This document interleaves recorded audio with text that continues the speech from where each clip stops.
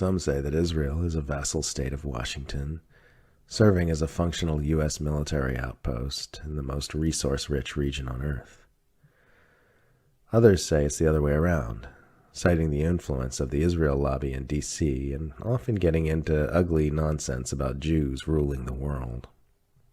All this is born of an immature understanding of what nations are and how they operate within the U.S. centralized power alliance that functions as a single empire with regard to foreign policy.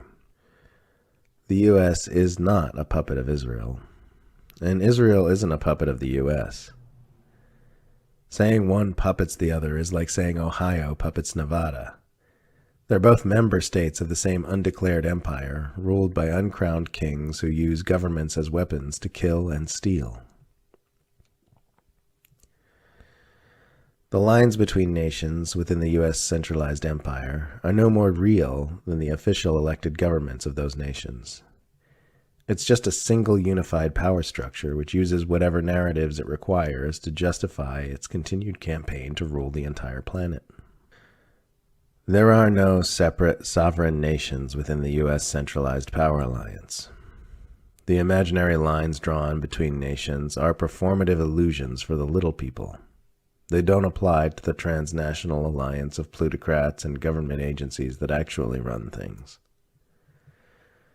This alliance centralizes a large amount of its military, financial, and diplomatic firepower around the conceptual construct known as the United States.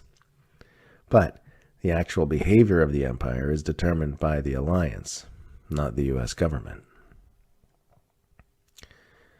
There is no real Israel or America. There's just the one empire. Lobbying, financial support, propaganda, etc. are just some of the glue that's required to hold together an empire that doesn't officially exist. The empire will use any ideology to advance imperial interests, whether it be Zionism, Christian fundamentalism, white supremacism, Islamic extremism, or woke progressivism. It's all just narratives to move the empire along, because that's what's required in an unacknowledged, unofficial empire. In the old model of empire, an emperor would just issue commands and hold the entire empire together overtly. In this new model of empire, where imperial member states officially keep their flags and their governments but lose their sovereignty, it's held together by narrative control. There is no one government in charge of all this. The official elected governments are not where the real power lies. The actual power structure keeps itself hidden and unaccountable, because it has seen what the masses can do to oppressive rulers who wear crowns in modern times. Instead, oligarchs now rule from behind the scenes in collaboration with opaque and unaccountable government agencies, because humanity has grown too conscious to tolerate overt rulers. They use narrative manipulation to keep the empire moving in alignment with their interests. Détente, the vital word missing from discourse on Russia and China. It is being hidden because the only alternative to attacking and undermining the interests of China and Russia is for the U.S. empire to relinquish its unipolar domination of the planet and allow other nations to thrive beyond its control. Iran is the main non-absorbed government in the region, in the Middle East. The U.S. did not re-enter Iraq in 2014 to stop ISIS. The U.S. re-entered Iraq in 2014 to stop Qasem Soleimani from stopping ISIS. This is not a secret. In 2014, the commander of Iran's Quds Force was already helping to beat back Islamic State in Iraq, and Iraqi officials reminded the world after his assassination at the hands of the Trump administration that Soleimani had played a key role in early victories in that fight. Iraq's Sunni leaders had already been openly saying that they would turn to Iran for help if the U.S. didn't take the lead in defeating ISIS. And Iran was already demonstrating a willingness to put Soleimani's notoriously effective fighting forces to work on that endeavor. Because the United States is the hub of an empire that cannot tolerate the idea of another power being dominant in an oil-rich region it seeks to control for geostrategic reasons, Allowing Iran and Iraq to become allied in that way was unthinkable.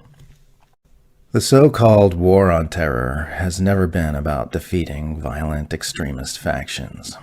It's been about keeping the nations in the region from relying on Iran and its allies to defeat them, and about justifying endless military expansionism in a key geostrategic part of the world. Qasem Soleimani was the best argument against the war on terror, and was the leader best suited for bringing the region out of danger from violent extremist factions like ISIS and Al-Qaeda. And that is why he is dead now. U.S. interventionism is never, ever, ever the solution. The imperial propaganda machine is blaring loudly about anti-government protests in Cuba after ignoring anti-government protests in Brazil, Haiti, Chile, and Colombia, which were much larger and often met with much harsher police responses. There is nothing surprising about this. The imperial media always ignore protests in member states while amplifying them in unabsorbed territories.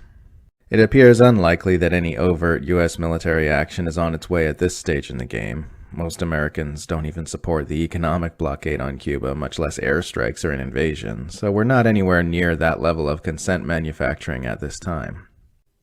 If Moscow hadn't intervened in Crimea in 2014 and Syria in 2015, the U.S. wouldn't have begun training us all to hate Russia in 2016. If Russia would have just let the U.S. do its thing with the Ukraine coup and the proxy war to topple Damascus, there never would have been a Russia panic. But then, Russia would have eventually found itself surrounded by a sea of hostile empire and forced to relinquish its sovereignty. Same goes for China asserting its own power regionally and economically.